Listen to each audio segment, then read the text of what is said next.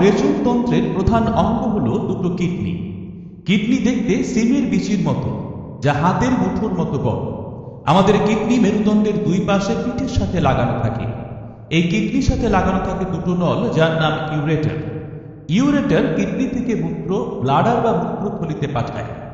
Bladder হলো একটি থলির মতো অঙ্গ, যার মধ্যে মূত্র জমা থাকে।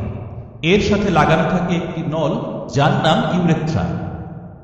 এর মাধ্যমে মূত্র দেহের বাইরে অপসারিত হয়। এছাড়াও কিডনির সাথে লাগানো থাকে লাল রঙের রেনাল ধমনী, যার মাধ্যমে রক্ত ছাঁকনের জন্য কিডনিতে প্রবেশ করে, এবং নীল রঙের রেনাল শিরা, যার মাধ্যমে পরিশ্রুত রক্ত কিডনি থেকে বেরিয়ে যায়।